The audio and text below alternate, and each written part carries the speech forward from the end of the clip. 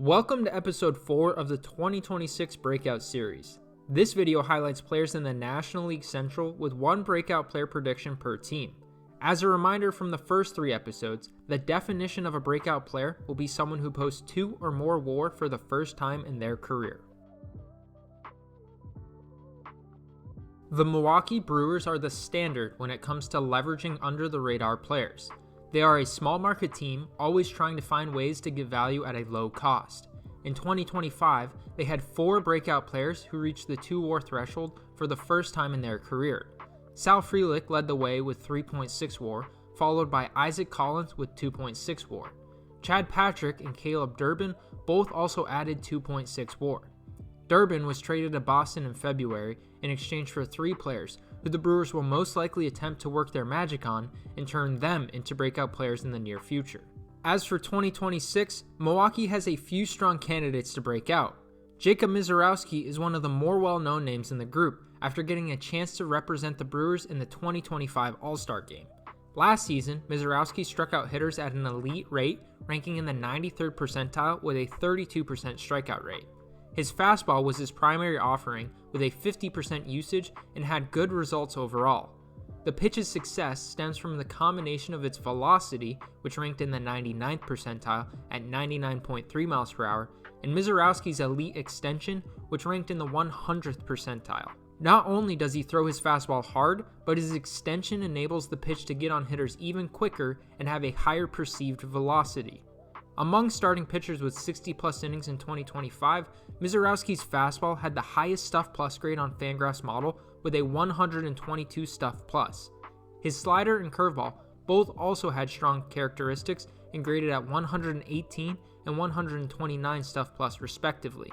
Similar to last season, Milwaukee has more than one player capable of breaking out. The rest of the list following Misiorowski consists of a number of candidates, including Garrett Mitchell, Quinn Priester, Andrew Vaughn, David Hamilton, Jet Williams, and Brandon Sproat.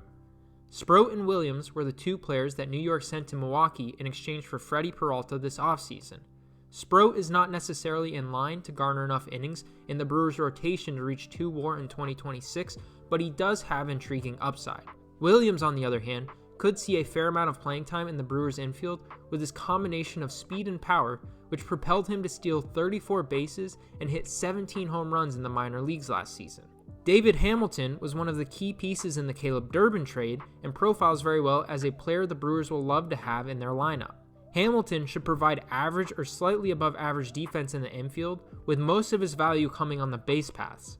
He has elite speed, ranking in the 95th percentile, which enabled him to steal 55 bases across his last 2 seasons in Boston. The Brewers are known for their excellent base running as a team, which is why it feels like Hamilton should get a decent share of playing time with the impact he can provide in that area. Andrew Vaughn exploded at the plate last season for the Brewers after being traded by the Chicago White Sox. In 48 games with the White Sox, he had a .531 OPS and a negative 1.3 WAR. With his new team, though, he compiled 1.9 WAR in 64 games with an .869 OPS. This turnaround resulted in his peripheral stats looking quite impressive by the end of the regular season. Garrett Mitchell and Quinn Priester both had 1.9 WAR seasons previously in their career. Although they have decent upside to surpass 2 WAR in 2026 and would technically meet the requirements set for a breakout, it does not feel like a big enough jump to select them here. With all of that being said, Jacob Misiorowski is going to be the pick for the Milwaukee Brewers 2026 breakout player with a WAR projection of 2.5. Misiorowski has elite stuff with very high potential to grow into a future ace. The biggest factor for him will be his ability to stay healthy, and if he does that this season, I think a breakout is inevitable. Unlike the Brewers, the Chicago Cubs list of breakout candidates is much smaller, considering how many players they have in their lineup that have already reached the 2 WAR threshold. Matt Shaw is the first candidate after putting up 1.5 WAR in his rookie season. Shaw's potential playing time took a significant hit though when the Cubs signed Alex Bregman this offseason. Additionally, his profile as a hitter is a bit underwhelming with slow bat speed and an average exit velocity in the 3rd percentile. Because of that, and question marks surrounding his playing time, his chance to reach 2 WAR and have a breakout season is very small. Moises Ballesteros is the Cubs' other breakout candidate. Ballesteros comes with some holes in his game as well, but his offensive potential does provide intrigue. He has pretty good plate discipline with a lower strikeout rate to go along with a strong hit tool and decent power. Ballesteros is projected to be the Cubs' primary DH this season, which certainly helps his playing time upside. In 2025, the Cubs' lone breakout player was Cade Horton, who finished in second place for NL Rookie of the Year with a 2.67 ERA across 118 innings, accumulating 2.2 WAR. As for 2026, Moises Ballesteros is the pick for the Chicago Cubs breakout player with a WAR projection right at 2.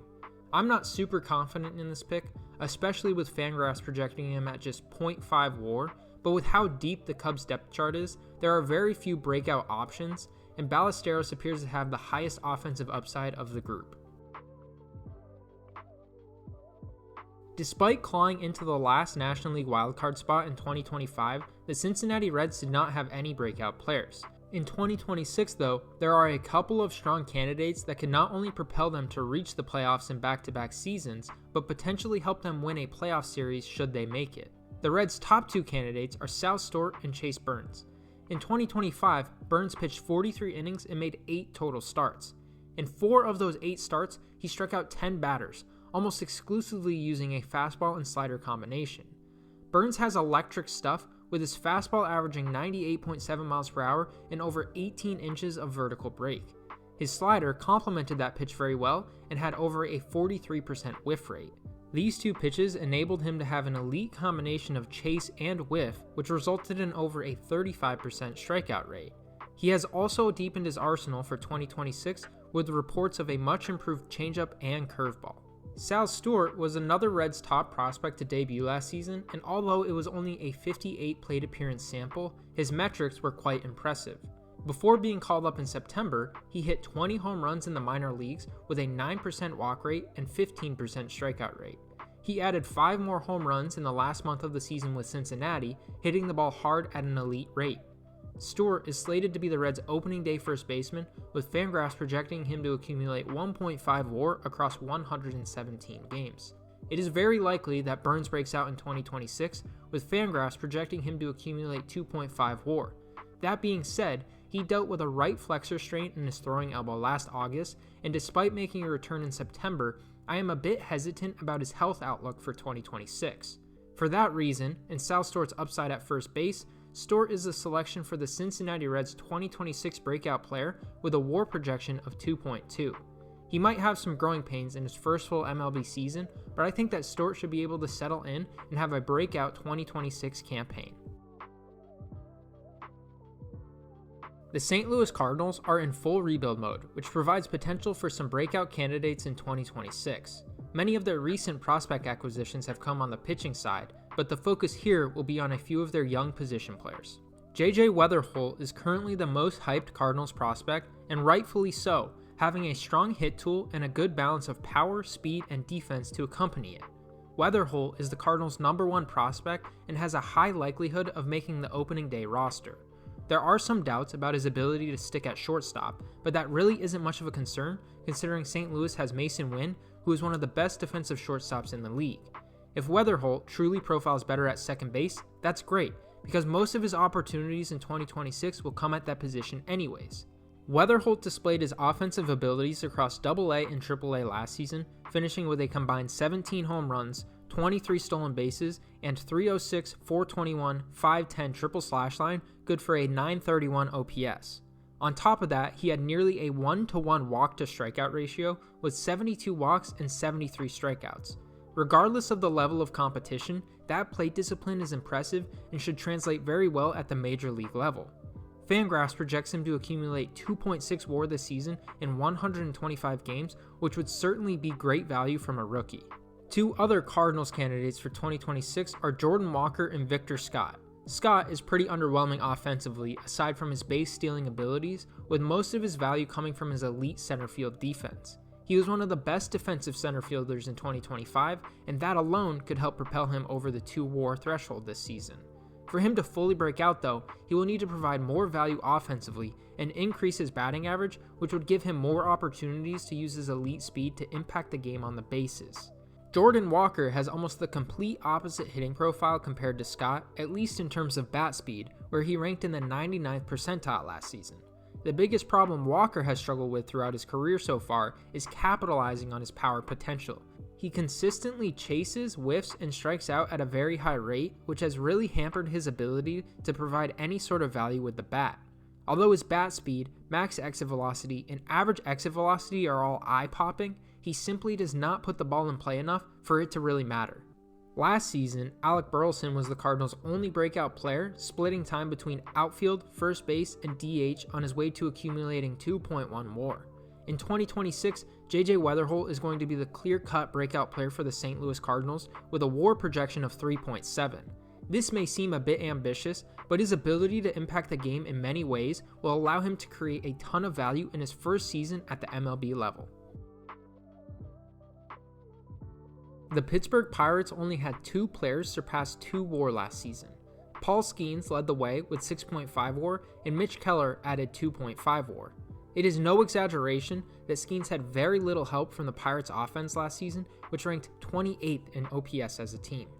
The Pirates attempted to address that major hole on their team this offseason by acquiring a few bats in an attempt to improve their lineup. Despite that, they still rank as a bottom 10 team in projected hitter WAR and total WAR. The Pirates' best breakout candidates this season are their top 2 prospects. Connor Griffin, who is not only the Pirates' top prospect but the number 1 prospect in all of baseball, has superstar potential and is thought to be a 5-tool player. If those skills translate to the majors, Griffin will have the potential to provide significant value, especially at the shortstop position. He hit 21 home runs and stole 65 bases across 3 minor league levels last season, finishing with a 941 OPS. At just 19 years old, it remains to be seen how patient the Pirates will be before they promote Griffin, but it might not take long for him to make his way to Pittsburgh and immediately slot in as the starting shortstop. Pittsburgh's top pitching prospect, Bubba Chandler, made his MLB debut last season with some impressive peripherals across 31 total innings. Chandler's fastball velocity was elite, ranking in the 98th percentile at 98.9 miles per hour. He also has consistently been able to strike out over 1 batter per inning in the minor leagues, which is likely to continue in the majors, where he had a 25% strikeout rate last season. FanGraphs projects Chandler to accumulate 1.9 WAR in 2026, but I think he can push that projection and reach the 2 WAR threshold. With that being said, Connor Griffin is still going to be the Pirates' 2026 breakout selection with a WAR projection of 2.8. Although there are still some questions around when he will get called up, I think it is inevitable that he gets the call at some point early in the 2026 season, which should still give him enough time to be able to surpass his FanGraphs WAR projection of 2.5. The Pirates desperately need help on offense, and I don't think it will take very long for that desperation to result in them turning to Connor Griffin. Let me know in the comments if there are any players in the NL Central that you think will break out this season, and while you're at it, hit the subscribe button so you can keep up with the rest of the videos in this series. If you missed any of the first 3 episodes, make sure to check them out, and as always, thanks for watching.